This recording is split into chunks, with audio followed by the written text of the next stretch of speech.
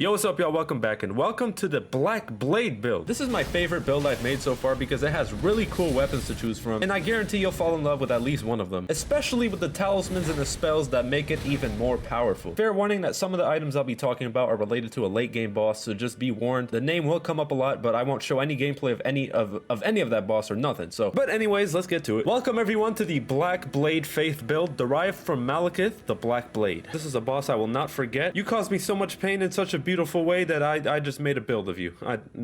We have a toxic relationship. So yeah, for the video, we got the dark super lore, following that up with the stats. Then we got the talismans and the buff spells. So I'll be showing you what makes this build powerful. And then we got the elegant gameplay, all types of beautiful damage, weapon arts, all types of destruction going on. And I'm sorry, I won't be showing you where to get any of this shit because barely any of you even watched that part. So I just search up a location guide. Make sure you guys like the video, subscribe to the channel for more builds coming soon, and let's just get into it, man. All right, so now for the lore. It gets pretty complicated, but I broke it down pretty well. Shout out to Christian Stewart. Shout out to you, man, for real, for correcting me and letting me know that what really went down. So I'm gonna use it here. Let's just get into it. All right, so first off, let's talk about Marika. So Marika is the vessel of the Elden Ring, meaning she's like the ruler of the Elden world. She rules the world. Marika's goal is to become immortal, and she does that by removing the rune of death from the Elden Ring. She took the rune of death and gave it to Maliketh, her half brother, and he's the one protecting it now. So when Marika removed the rune of death, she became immortal along with all her children, and that's how they became demigods. In the meanwhile, Maliketh's most memorable fight was against the the Dust-Eyed Queen, and she was the ruler of the Godskin Apostles. She obviously got defeated by Maliketh, but we don't know who it is. At least I don't. So if anyone knows who this person is, leave it in the comments. But he was basically the protector of the Rune of Death until Ranni happened. Ranni doesn't believe in the Golden Order. She doesn't like the Two Fingers. She hates their beliefs. She doesn't want life and death. She wants to be free. Apparently, Ranni was a demigod, but she's the daughter of Rennala, so I don't know how that worked. Either way, she didn't want to live forever. So Ranni set out a plan to basically off herself in a very intelligent way. So I don't know how Ranni knew this, but apparently the first demigod to die gets a curse mark of death, basically saying that their soul and their body are dead. Ranni also knew that you can only kill a demigod with the rune of death. So Ranni asked herself, what if two demigods die at the same time? Who's gonna get the curse mark? What's gonna happen, Elden Ring? So on a certain night where Maliketh, who has the rune of death, and a demigod called Godwin the Golden were just chilling at some type of barbecue, doing some ritual or some shit, Ranni decided to test her theory. She sent out the Black Knife Assassins to steal the Rune of Death from Maliketh, imbue it inside their own blades with the ritual that Maliketh was performing, and I don't know how, but they were able to kill them both at the same time. They were able to kill Godwin and Ranni at the same time. So what happened was Ranni's body died, and her soul was free to move around. As you can see in the game, that's not her real body, but Godwin's soul perished, and his body is still there. It's actually right here.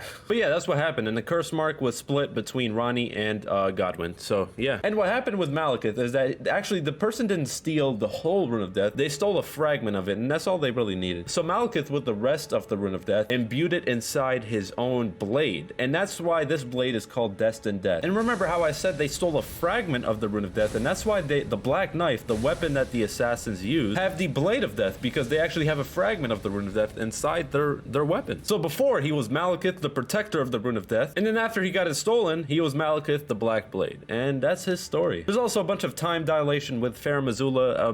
It's a different time zone or something. I don't know how. All right, that's it for the lore. If you guys have anything to add it in the comments, please. So let's just keep going. All right, so for the stats, by the way, I'm not using any Radagon Sword Steel, nothing. This is flat rate stats. Vigor is at a 30. I'm not gonna lie, I should have had that higher if you can, especially for late game. Mind you should have at minimum 25. If you can, go higher, because if you're gonna be using spells like the Golden Vow and especially the Black Blade Incantation that uses a lot of FP. Endurance should be 20. You should be fine with the equip load, especially since we're not using Maliketh's armor. Strength at 34 is a minimum to use the Black Blade from Maliketh. And if you want to upgrade this higher, you can, but it just depends on the scaling. I offered a couple options for weapons, so just watch out for the scaling of these weapons that I'll show you. Dexterity, same thing, except I noticed that most of the weapons that I'm using have a good scaling in dexterity, so I upgraded this a little bit higher. And then Faith, the only reason we have it that high is for the Black Blade spell. Honestly, as well for the scaling of certain weapons, a higher Faith could be good. All right, so with the maxed out Black Blade Greatsword, we have an 894 attack power, which is really good. That's one-handed, by the way. Cheating a little bit using the Golden Vow and the Jellyfish shield, we get to 1234. If you're going to be fighting one-handed, you can do this, but I'm just showing you the potential of how high the attack power can go. All right, so for the weapons and talismans, first off, there's an assortment of weapons that you can choose from. These are, I believe, the best Faith weapons weapons in the game, hands down. I do feel like there isn't enough faith weapons in the game. I really hope in the DLC that they add more. There seems to be a lot more intelligence weapons, but we work with what we got. They're good weapons anyways. And then we got the Godslayer seal plus 25. It boosts Godslayer incantations, which means it boosts Black Flame. So yeah, I'll be showing gameplay of all of this. And for the talismans, we got the Radagon sword seal. Then we got the Great Jar's arsenal, so we have enough equip load to equip the armor and the weapons. Then Shard of Alexander to boost our skill attacks, which is, I think, the best talisman for attacks in the game. And then we got the Sacred Scorpion charm, which raises holy attack. So if you're going to be using the black knife or the Maliketh's black blade, it's going to be boosted. But if you want to use the fire version, the fire scorpion charm, then you can do that as well and use the Blasphemous Blade and the Godslayer's Greatsword. Any other talisman that you feel fits well with this build, please comment it down below. Also, we have a themed summon, Black Knife Tiche, who is the one that actually stole the Rune of Death from Maliketh, and she's the one that killed Godwin the Golden. I bet you've never seen a themed summon. You should drop a like for seeing that shit. Alright, so for the gameplay, let's start out with Maliketh's Black Blade. It has this really cool skill called Destined Death that does a strong AoE attack, and those caught in the AoE will get this type of ticking damage, and then it also shrinks their max HP for a little bit. In PvE, fighting against enemies and shit, this weapon should be used against enemies that can be staggered, because if you try swinging it at a boss or an unstaggerable enemy, you will have a hard time surviving, my friend. So basically, because the skill takes too long, it's not really good against bosses, maybe against enemies, like I said, that can be staggered. So another option you can do is dual-wielding Greatswords, and having this weapon, the Black Blade, in your offhand. For example, you could use the Godslayer's Greatsword in your right hand and use that skill instead, which is a lot more stronger and a lot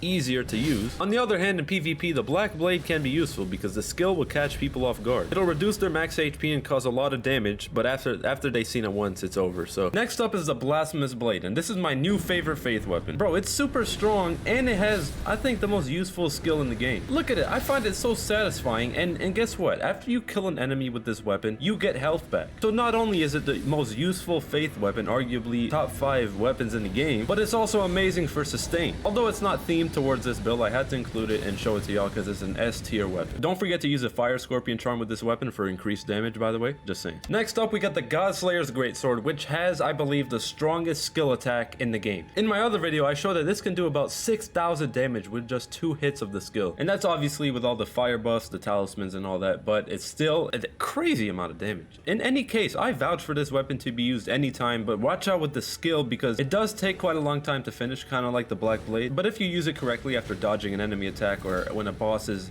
in between moves or whatever, then you should be fine. Alright, the final weapon we got, the Black Knife, which is a dagger, and it uses physical and holy damage. Initially, when I made the Blood Knife Assassin video that you can find in the description, I wasn't really familiar with daggers, but now I kind of got used to it and I know the timing. Like if you're fighting a slower enemy or you want to fight an enemy from further but you're melee, you can actually use this weapon pretty good because daggers are quick attack, and the skill fires off a projectile that does the same effect as the Black Blade, so it saps their HP for a while and it decreases their max health for a certain time. Also, another option you could do is after using the skill of the Blade of Death, you can switch immediately to your Bloodhound Claws and use them and spam the skill attacking people, getting closer. You could use the Black Knife if you want, or just switch double claw the Bloodhound Claws and spam Bloodhound Step. Alright, so now we're moving on to the incantations. First one, the most powerful one that I have in the lineup is the Black Blade. So the Black Blade costs 46 faith and it is the strongest incantation that we have in the lineup. So you do a spinning slash and then you emit a wave of light like a projectile in the same form of the Black Knife skill. So it's like a Blade of Death attack, but it's a lot more cool doing it like this. And you have a follow-up attack, so you do it twice. This does cost a lot of FP, so make sure you have at least 25, like I said, mind. The amazing thing about this though is that it's super long range, so you can actually hit them from far, sap their HP and make their maximum HP smaller. One thing I'm not understanding about spells is I don't know if they're supposed to be doing more damage than they do, because I feel like 600 damage with a spell of 46 faith spell should be a lot more. I'm not sure how many spells reach above 1,000 for faith. Either way, I'm not a faith build for the spells. I'm more here for the weapons and the buffs. But if anyone knows how I can do more damage with the spells, maybe I'll use them more often. You can get staggered pretty... Oh shit. Oh no. Oh, I hit Millicent. Please, calm down. Calm down. Wait, can I like bet? Fuck, I'm dead already? Looks like I gotta move somewhere else. What the fuck is going on? There's also Flame of the Felguy. That's pretty powerful, but it costs a lot of FP. And I don't know, I'd probably prefer the Black Blade over this, so. All right, now for the buff spells. We got 2 of them. First one is the Golden Vow. Most of you have heard of this one already. It boosts your attack power. So looking at it right now, 894 attack power with the Black Blade. Using the Golden Vow, we got 1028. Damn near 150 plus attack power when you use this spell, and it's incredible. 100% you should be using this, and it lasts for about a minute, so you can rebuff it pretty decently. And the other one is specific for fire weapons, so if you have fire attack power, then you can use Flame Grant Me Strength, and the description of this enhances physical and fire affinity attack power. So it does, I'm pretty sure it does both of them. So with the Godslayer's Greatsword, we're at 801 attack power using the Flame Grant Me Strength. Really cool animation too. 961, more than 150, so that should probably confirm that it boosts physical and fire attack power, and it's just incredibly OP, unbelievable. But yeah, man, that was it. That was everything, and this is by far my favorite build because it has my favorite weapons and my favorite lore attached to it. I just love Maliketh. But anyways, if you guys have anything to add to make this build more strong, or just say whatever you want, man. Just comment down below. And I appreciate the support on my build videos. It really means a lot. But yeah, make sure you guys like and subscribe for more, and I'll see you guys next time. I'm out. Peace.